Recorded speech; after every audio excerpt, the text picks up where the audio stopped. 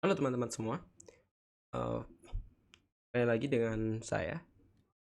Sekarang di video kali ini kita akan membahas mengenai normalization atau ya misalnya normalisasi. Kalau kalian pernah belajar mengenai vektor, kita tahu bahwa, vektor basis itu biasanya memiliki sifat ortonormal. Ortonormal, eee, artinya dia adalah ortogonal gitu kan, ortogonal plus normal. Tapi maksudnya apa dari ortonormal ini? Kalau kalian tahu misalkan di vektor Cartesian kita punya I, J, K. Kalau kita dotkan I dengan J, maka kita dapatkan 0. Jadi sifat dari vektor basis ini kan adalah kalau dia didotkan dengan selain dirinya sendiri, dia hasilnya 0. Nah, itu ortogonal. Yang dimaksud dengan normal di sini adalah ketika I didotkan dengan dirinya sendiri, kita akan dapatkan hasilnya adalah 1. Ini yang disebut dengan normal. Terus apa korelasinya dengan normalisasi di sebuah vektor keadaan kuantum? Nah, ini tidak terlepas dari interpretasi Born.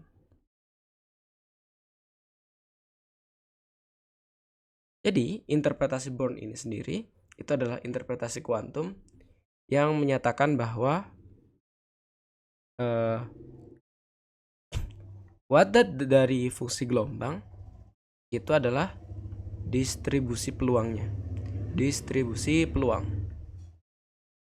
Apa maksudnya dari distribusi peluang? Jadi kalau kita bicara mengenai ini kan si kuadrat ya. Jadi kalau kita kalau kita punya sebuah fungsi gelombang dalam ruang posisi X misalkan, anggap dia sinusoidal gini ya. Nah, kalau kita ambil kuadratnya ini kan C. Tapi kalau kita ambil kuadratnya, maka fungsi gelombang ini itu akan menjadi seperti ini kurang lebih. Mungkin kurang tepat ya, tapi kurang lebih seperti ini. Dia akan dikuadratkan. Nah, jadi dari yang awalnya si ini tuh kurang punya makna secara fisis, ketika kita kuadratkan, sebaran semacam ini itu menggambarkan berapa sih peluang dia ada di suatu area. Jadi ibaratnya kayak kalau seperti ini, berarti peluang dia partikel ditemukan di titik misalkan ini ada x0, ini misalkan x1 gitu.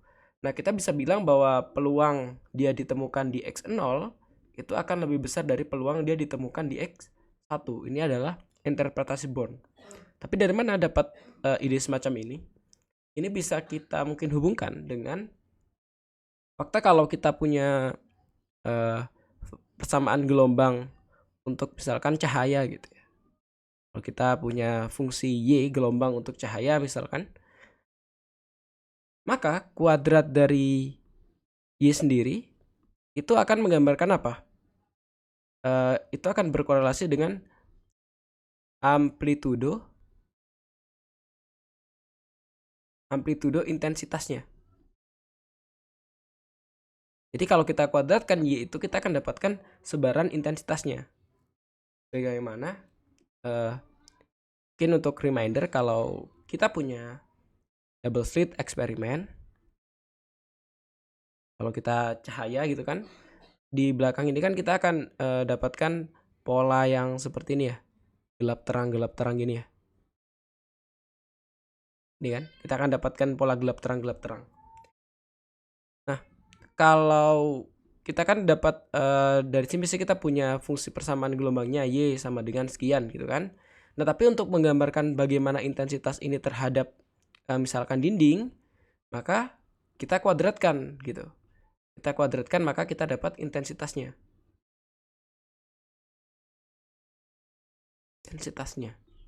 Nah, sekarang kenapa bisa analogi seperti ini dipakai untuk kasusnya bagaimana normalisasi ini peluang. Nah, sekarang kita bayangkan bahwa cahaya itu kan terdiri kuantisasinya adalah foton. Maka secara logika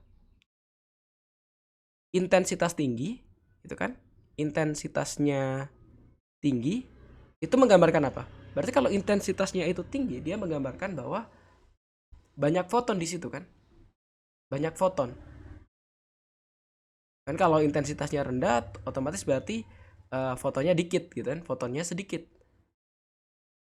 Fotonnya sedikit.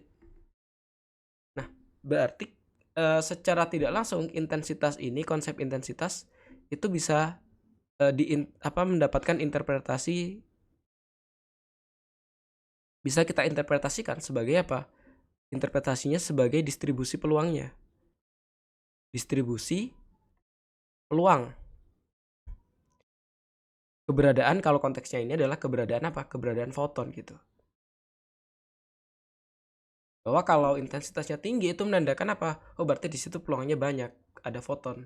Kalau intensitasnya rendah, misalkan di sini intensitasnya tinggi gitu kan, berarti di sini relatif kecil. Sedangkan kalau di sini di sini banyak kan, dia tinggi, berarti dia banyak. Tapi kalau misalkan di sebelahnya sini yang dikit dia merendah seperti ini, berarti dia adalah peluangnya lebih kecil.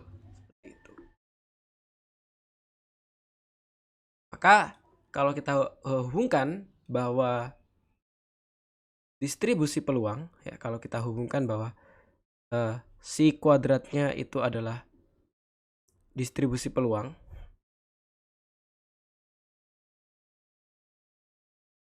atau istilah lainnya itu adalah probability density,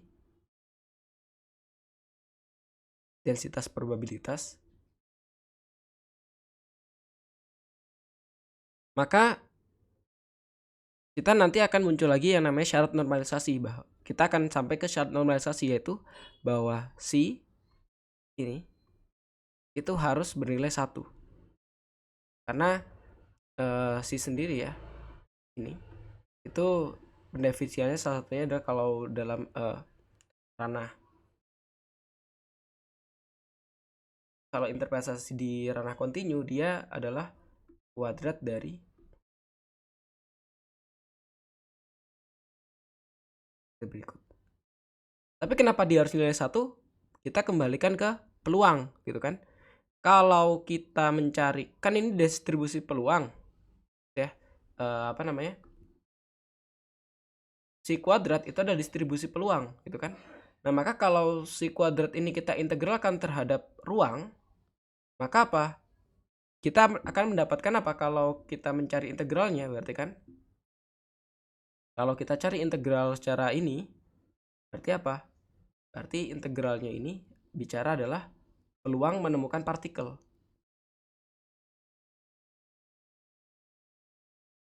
Menemukan partikel. Itu. Nah, maka pada dasarnya kita tulis ulang. Kalau misal kita punya dari A sampai ke B, gitu kan? Maka kita bisa bilang berarti integral ini itu menggambarkan adalah peluang mendapat partikel atau menemukan ya, dalam range, dalam rentang A sampai ke B. Nah, terus kalau kita hubungkan dengan ini berarti kurang tepat ya, seperti kita ganti menjadi ini aja, P A ke B ini ya. Nah, berarti sekarang kalau kita hubungkan ke normalisasi, berarti kalau kita integralkan sekarang, kita integralkan dia dari min tak hingga sampai tak hingga, maka peluangnya berapa? Peluangnya harus 1. Kenapa? Karena kalau kita integralkan dari min tak hingga sampai tak hingga, kita pasti akan dapat partikel gitu kan. Peluang kita dapat partikel kan 1. Maka harus nilai dari salah satunya itu adalah, syaratnya adalah dia nilainya bernilai 1. Seperti ini. Nah, syarat ini itu yang nanti kita sebutnya ini.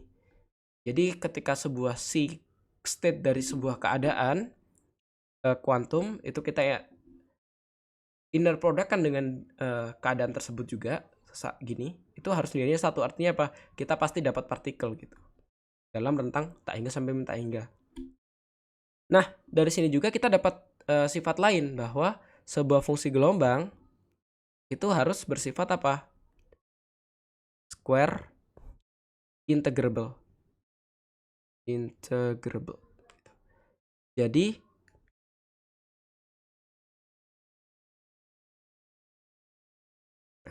square integrable. Jadi apa? Jadi kuadrat dari si itu harus bisa diintegralkan dalam, kenapa ya? Sebenarnya dikembalikan ke konteks bahwa dia untuk mencari normalisasi ini itu kan harus diintegralkan. Maka ya kalau kuadrat dari fungsi gelombangnya tidak bisa diintegralkan, ya bagaimana kita dapat normalisasinya kan? Kalau lebih seperti itu logikanya. Oke, itu saja video kali ini. Jadi video kali ini memang singkat terkait dengan konsep interpretasi Born dan normalisasi. Sampai jumpa di video berikutnya.